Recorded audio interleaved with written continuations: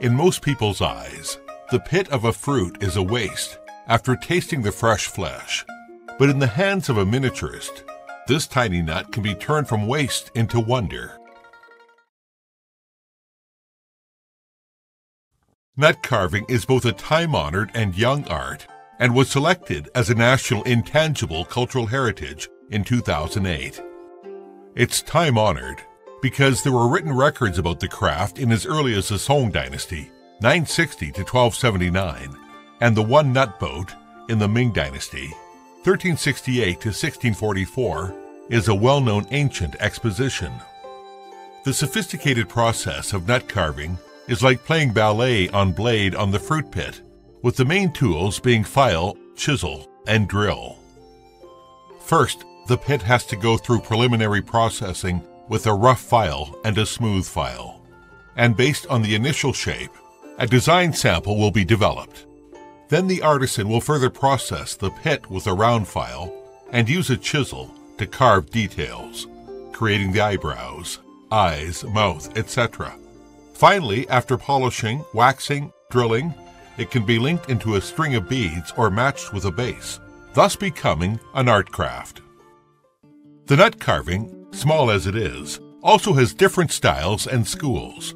The craft's artistic characteristics differ in the north and south regions of China.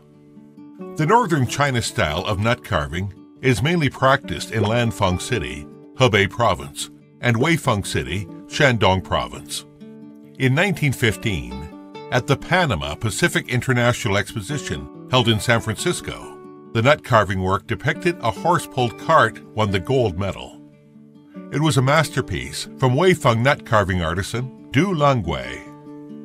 Weifeng nut carving is often practiced on peach pit and sometimes uses walnut and other raw materials. The surface layer of peach pit is rich in fold texture, featuring obvious concave and convex variations. The peach pit's texture is skillfully leveraged to carve vivid three-dimensional shapes, such as landscapes and figures, and depict history and fairy stories, among others. A wide variety of scenarios could be presented in the tiny space. Every nut carving work is a lively story. In 1955, during Premier Zhou Enlai's overseas visit, Weifeng nut carving was presented to foreign friends as a national gift. The southern China style of nut carving is mainly popular in Jiangsu, Zhejiang, and Guangdong provinces, and mostly use olive pits for carving. Taking Suzhou nut carving as an example, olive pits with thick outer walls and smooth surfaces would be selected, as they can be used at will and finely carved. Like the impression given by Suzhou, exquisiteness is also the feature of the city's nut carving. Carved pits in the shape of Arhat, Maitreya, Goddess of Mercy, and others could be featured on bracelets and necklaces. These exquisite accessories and playthings are quite popular among many traditional handicraft lovers. Nut carving is also a young tradition, as it has only been trendy for less than 20 years, featuring a shift from handicrafts to fashionable items. At the same time, in today's globalized information age, geographical location is no longer a limitation, and there are often interactions between the two styles and two regions of nut carving in contemporary practice. The addition of new forces has also led to more innovations.